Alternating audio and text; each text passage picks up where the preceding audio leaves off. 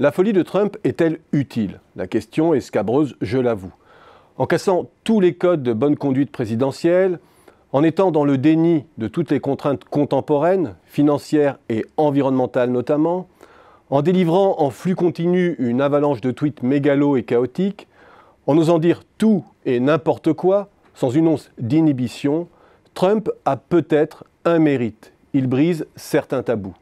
Il ne rentre dans aucun cadre. C'est précisément ce que James Comey, l'ancien patron du FBI, lui reproche. Sa pensée ne se rattache à aucune structure morale, philosophique ou historique.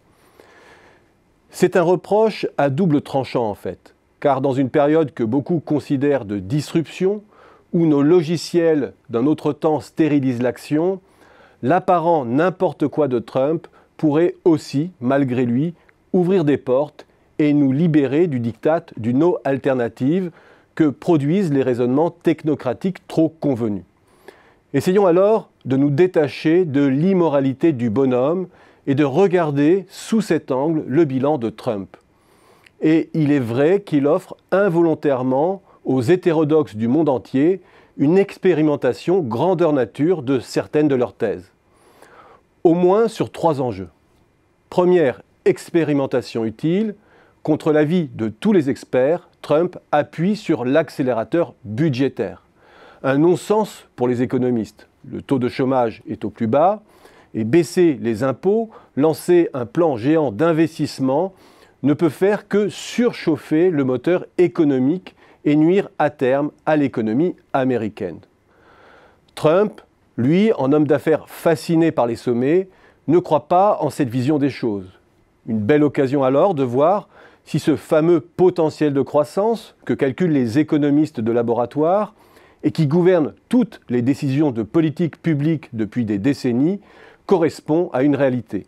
A-t-on raison de brider la croissance depuis des années au nom de la sacro-sainte loi du potentiel? L'hérésie de Trump est une bonne façon de le tester. Deuxième expérimentation utile, son offensive protectionniste, à travers sa réforme fiscale qui pénalise l'implantation de filiales à l'étranger, à travers bien sûr les barrières tarifaires qu'il compte édifier. Difficile à ce stade de savoir où mène cette dernière offensive. Que restera-t-il des rodomontades verbales? Toujours est-il que le constat que la concurrence avec les émergents est biaisée par du dumping social, monétaire et tarifaire également, ne lui est pas propre. L'impact de cette ouverture sur le creusement des inégalités est attesté par de plus en plus de travaux. Utiliser les barrières tarifaires de façon ciblée, sans que cela ne dégénère en guerre totale, est-il encore possible dans le monde contemporain? Là encore, l'inconscience de Trump pourrait s'avérer utile, car voilà des années que le dogme fait loi par référence à des modèles théoriques qui sont peut-être hors sol. Troisième expérimentation utile, son offensive contre les géants du numérique. À travers sa réforme fiscale d'abord, une offensive toute relative il est vrai, car en encourageant le rapatriement des montagnes de trésorerie placées à l'étranger par les GAFA, il les exonère en grande partie de l'impôt. À quoi il faut ajouter son offensive contre Amazon, même si cette dernière est dictée par de mauvaises raisons, de rivalité personnelle avec Jeff Bezos. En déstabilisant la firme de Seattle, il met le doigt sur un vrai problème, le risque que la firme mette la main sur toute la distribution à terme.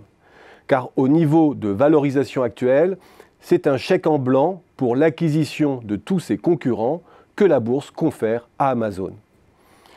J'arrête ici cet exercice d'avocat du diable, car ce qui est à charge est autrement plus grave.